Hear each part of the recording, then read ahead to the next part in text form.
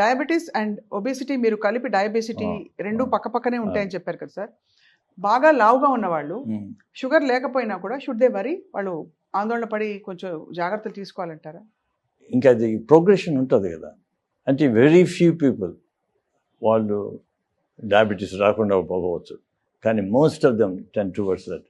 ఎందుకంటే ఒబిసిటీ ఉంటేనే inflammation, body inflammation, next insulin resistance, automatic insulin resistance cause PCOS, ఇంకా అన్ని మెటబాలిక్ సిండ్రోమ్ అండ్ డయాబెటీస్ గ్రేడెడ్గా వెళ్ళిపోతుంది. ఇప్పుడు అందువల్ల ఇప్పుడు ప్రీ డయాబెటిక్ ఇవన్నీ ఉంటారు.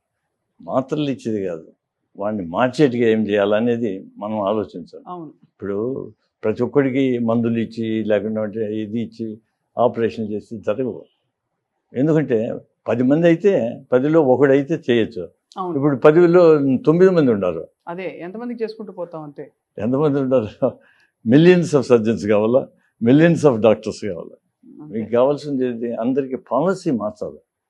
అండ్ ఎడ్యుకేషన్, స్కూల్స్, చైల్డ్హుడ్ అన్ని ప్రతి ఒక్కరికి నేర్పిస్తే మనం మారుతుంది.